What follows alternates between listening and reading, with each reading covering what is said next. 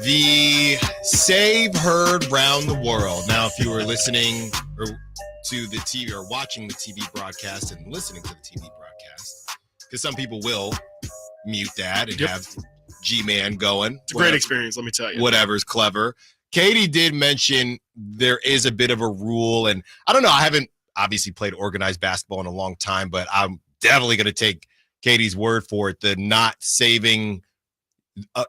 attempting to save a ball. It's so hard because of human instincts, but she basically said not to try to save a ball when you're on the defensive end. I guess for a couple of reasons, but one of those reasons being what happened. Yeah, I mean, I would assume that it becomes 4-on-5. Like if you're saving the ball, then it's like you're all the way out in the third row, and then they get it, and it's just an easy basket. But yeah, that's interesting. I've never heard that before. Yeah, so that is what Trey Lyles attempted to do. When that happened, he did cuff it pretty solidly, but he throws it out, goes back to the Suns. The shot clock resets where it was, I don't know, was that 4 or 5 seconds, Chris? It was pretty low. It was 3. Yeah, and it ends up in the hands of Bradley Beal, who had been the hottest shooter for the Suns really all night, and he gets a bizarre 4-point play, which could have really destroyed things for the Kings. They were taking care of business in overtime. Here is the audio on when the shot clock reset. Look. The shot clock reset. The shot clock reset. And unless they rule possession there was no possession. So you have that going on. And now, Chris, you have the rules on the shot clock situations and really when it should switch and when it shouldn't. I guess technically they call this correctly. So it says in the NBA, a quote unquote controlled possession is considered when you have when you quote save the ball by deflecting or tipping it in a way that allows you to gain control of it, even if you don't initially have full possession. Essentially, you've disrupted the opponent's play and secured the ball in a way that your team can now advance the ball up the court. There is then further clarification that says in the NBA, a team has possession of the ball when a player is dribbling, holding, or passing it. A team's possession ends when the defensive team gains possession or the ball hits the rim. So we're talking about a real gray area here. If you read the first one, feels like that's more of what was enforced. The you say when you quote unquote save the ball by deflecting it or tipping it in a way that allows you to gain control of it, even if you don't initially have full possession. That seems to be the interpretation of the rule that we got the other day. The problem is that's just like, it's one of those things where we talked about it last week with the that Virginia play where it goes off of the player's hands, but since they super duper slow-mo it, it goes off the guy's pinky, and it's like, all right, like by the absolute technicality, yes, it went off that player, but the spirit of it is not there, and that's the problem, especially when you have a situation where, frankly, you're the road team in an overtime situation like that.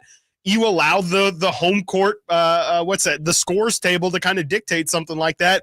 Kind of crazy. It's kind of crazy that that's considered a full change of possession when in reality it was just a saved ball. It's nothing more than just getting the ball and volleyball hitting it back. That's not a possession at all.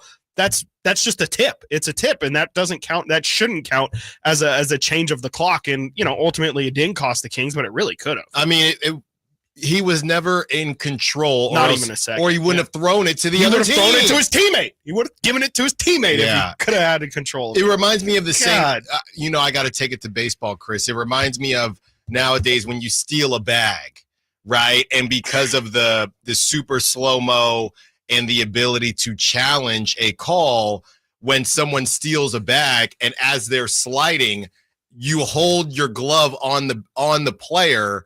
So that if at any point it he's goes not touching on the palm. even though he's safe, he beat the throw, but it's while he was sliding, when his elbow left before it got to his hip, he was off the bag, so he should be out. That's not what the rules are for. Right. That's not what and I don't even that one, the saving the ball one. I don't even know what situation that could be for. It's almost as if you had possession. It's almost as if you had a rebound and what you weren't able to corral the rebound, and then you throw it. But what happened? That is not what happened last night. And people were talking about how the shot clock actually reset twice. It did reset twice. It was a complete nightmare. And of course, the Kings would never be on the right side of a call like that. It's just not possible. No, it's not possible at all. No. They are always on the receiving end of it. And of course, too, I mean, just to compound it, not only was it a play that shouldn't have happened, like you said at first, it was a 4-point play. Yeah. Like, how does that become a 4-point play when I'm pretty sure everybody stopped playing because they thought it was a 24-second violation? And then you look at the replay of the shot where it's a foul, and it's almost a phantom foul, too. Like, it wasn't touched. And so you compound a bad call. Mark Jones and Katie on the broadcast are like, that's a 24-second violation. Oh, yeah, they're whistling it because it's a 24-second violation. Right. And then not until, I think it's Bradley Beal's walking to the free throw line, they're like, right. There was a foul called there. Yeah. Like, it Luke was Laux is just losing it on the bench. losing his mind. And, it was a crazy moment. And I'm really glad that game didn't end up coming down to that, because if the Kings lose that game, I mean, we're worried about how it would have looked in general if the Kings lost. If that's the fashion in which they lost, I mean, that's just absolutely brutal. And I'm just glad that we don't have to talk about, man, this one was stolen from them and it really sucks, because you don't get a win. You don't get there's no makeup call for it. You don't get a win that you shouldn't get later on. It's just one that's taken from you. So thankfully the Kings put themselves at least in a position where even with that garbage call, they still were able to really win it without even sweating. 916 is talking about something that happened before we got to overtime. I do have to say that the only one free throw and ball seems to penalize the team that got fouled should at least be a 1-and-1. What confused me about that call, Chris, I'm be honest with you. For a quick second, I thought that because it was a foul. So basically what the 916 is saying is if that foul had got called as when the ref came out and said, hey, this is what happened. The foul was made before the pass in. I know I was on my couch thinking, oh no, they get the free throw and the possession. Yes. When in reality, it would have been worse if the foul was called in play, because they would have got 2 free throws because they were in the bonus. But then the Kings get the ball and could have ended it in regulation.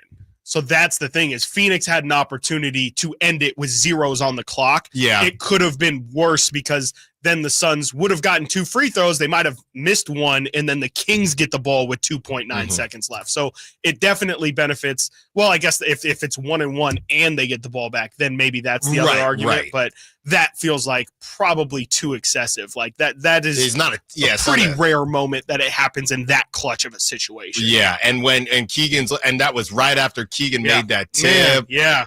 And again, the Suns, and you know what? It did remind me of how kind of tough I've been on the Kings in these moments where they had the double pump with Keegan against the Timberwolves, and then you had DeMar against the Raptors, and it's a fadeaway 3.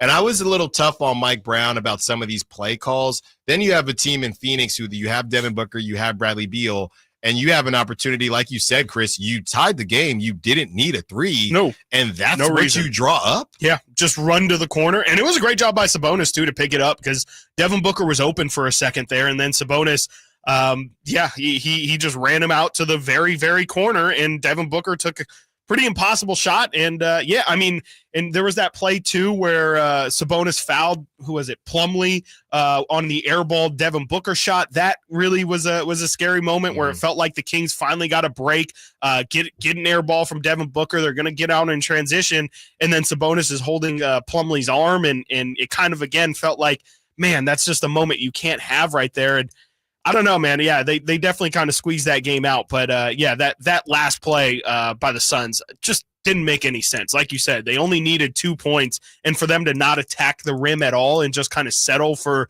a desperation 3 was, I was fine with it on our side, but if you're Phoenix, I don't see how any of that makes any sense. No, and it goes back, and I know Devin Booker will shoot the mid-range. They said on the broadcast he's been 40% of his shots have been from 3-point range. Again, wow. I'm just kind of curious as to what what Devin Booker's path is looking like right now. I know he can get hotter than fish grease. Shout out Mark Jones, but there are just days where or moments in the game where, and you know what? Historically, Chris, I remember this from last season too. What's up? I know the last couple of years, as long as I've been covering the Kings, Devin Booker doesn't necessarily play very well against the Kings. I don't know what it is, but when at home, I was at that game, or as a fan, I was at that game, and he does not like playing the Kings for whatever reason. I don't know if it's the looks at maybe Keegan kind of, and by the way, Keegan was kind of owning him off. I know Devin Booker is not a stout defender, but he is Devin Booker. Keegan was kind of sunning him multiple times. I mean, Keegan was giving him that body, and Devin Booker was not. He wanted nothing to do with it. And I think your argument would be Keegan's got size, Devin Booker has quickness, but Keegan's, when you're talking about offense versus defense, Keegan on the offensive side was bodying Devin Booker way more than Devin Booker was utilizing his quickness on Keegan. So that's something I don't want to let fall by the wayside as well. Yeah, no, I mean, their defense has been great, and I think that's the thing that they definitely prioritized for sure, was making sure Devin Booker wouldn't beat them. And I think that's going to be the tough thing for Book without KD, is KD obviously takes so much pressure off of all of those guys. Now it's Devin Booker's show. And, obviously that's a big positive if you want to have it be your moment and have the team and all the talk be about you. But there's a lot of pressure with that. And I'm not saying Devin Booker's not capable of rising to that moment, but with that being the first game that they play without KD, I think it was a bit of a wake-up moment for Devin Booker of just exactly how tough it's going to be for him on a night-in, night-out basis, because you're right, Bradley Beal has not been the model of consistency since he joined Phoenix, and they now need both of those guys to go crazy, and a third guy. They need a version of what Tyus Jones did yesterday every single night in order for them to have a chance. Yeah, I did see Nurkic had been playing well, but he goes down with injury, so we'll see what happens there. All right. Do you feel better, worse, or the same about the Kings now than you did